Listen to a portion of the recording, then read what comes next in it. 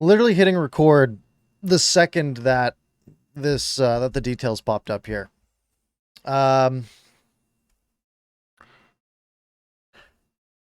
I don't. Okay, details to start with. Arizona sends Oliver Ekman-Larsson and Conor Garland to Vancouver. Vancouver sends three anchor contracts in Beagle, Eriksson, and Roussel, and ninth overall to Arizona. So, two things we got to really look at here. And we'll cover this a lot in depth on Canucks After Dark tonight at 10 p.m., of course, linked in the description. Let's start with OEL. OEL is not as good as he's cracked up to be. He was a very high pedigree when he was drafted. He was very high pedigree for his first couple of years in the NHL. Then he signed a monstrous contract, basically 8.25 by 8 years for Arizona, and he has fallen off since then. He's already 30 years old.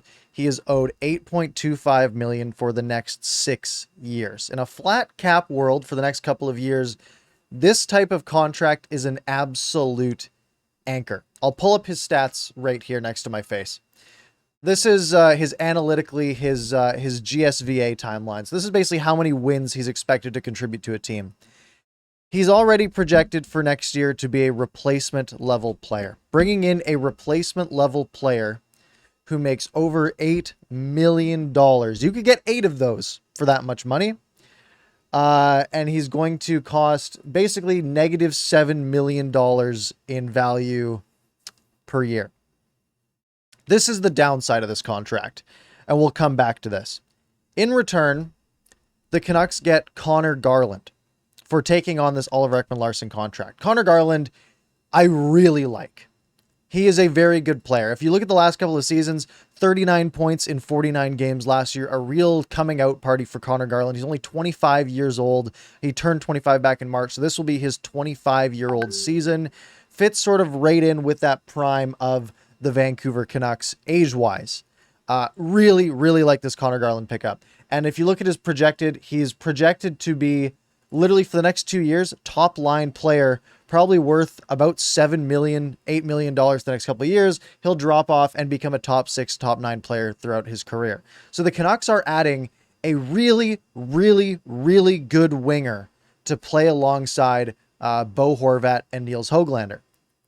I really like this. Lotto line, Pettersson, Besser, Miller on the top.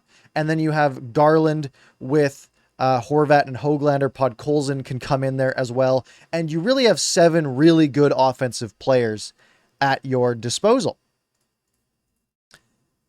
Also, the Canucks ship out a ton of bad money for this year. Jay Beagle, $3 million on the cap for this last season, out the door.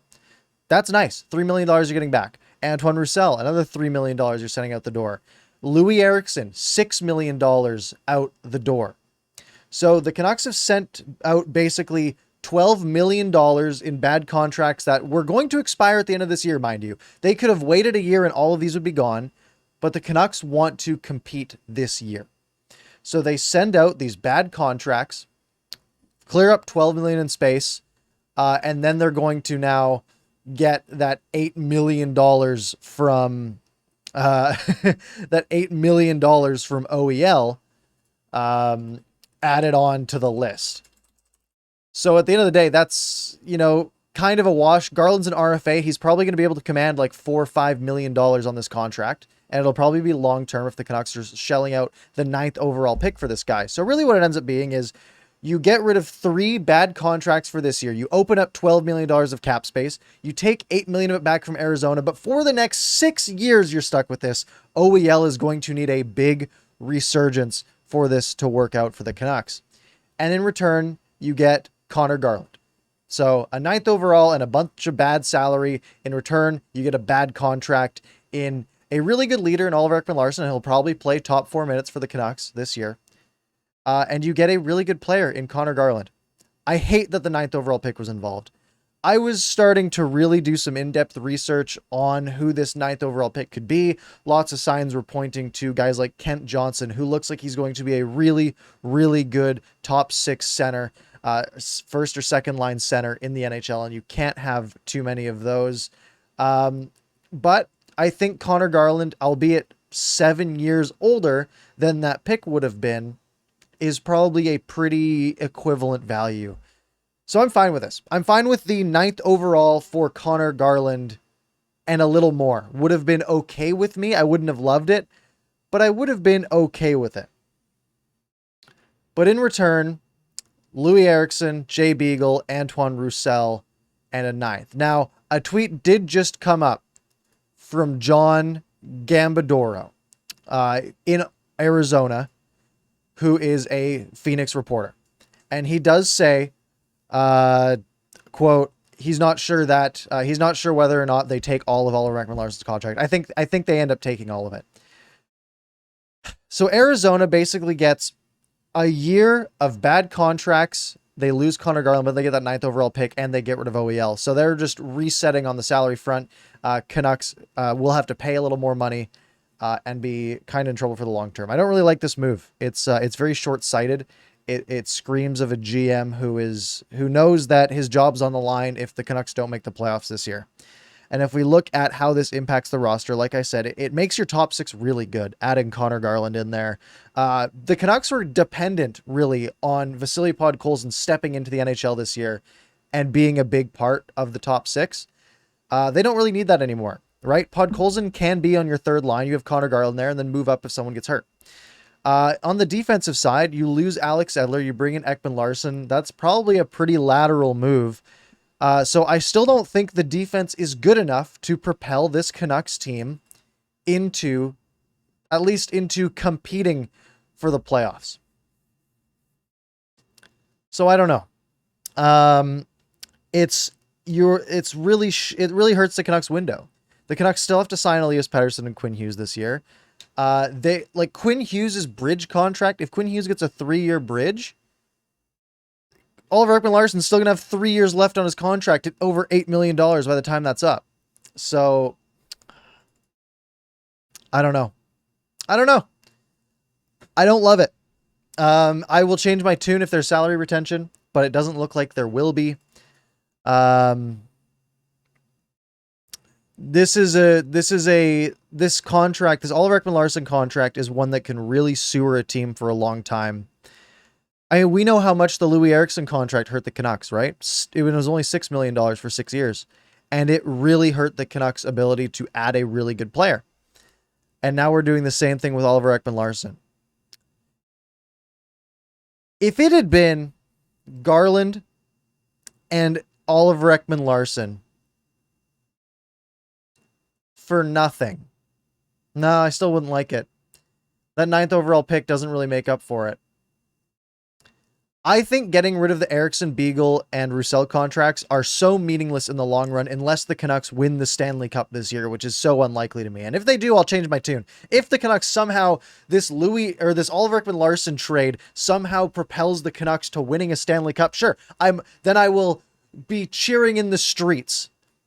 But that's not how this works. You can build as good of a team as you want, right? You still have to get through so many other good teams. That's why the teams that are best built, like Tampa Bay, are not going all in for one run. They set themselves up for success, right? They give themselves a 4 or 5 year window, and then you just can take 4 or 5 shots, right? Because at the end of the day, when there's a Colorado Avalanche out there, a Tampa Bay Lightning out there, a bunch of really good teams out there, you have to beat them all. You don't just have to beat one. You have to beat Vegas. You have to beat Colorado. You have to beat Tampa. You have to beat literally all of these teams back to back to back. The Islanders are going to be tough to deal with.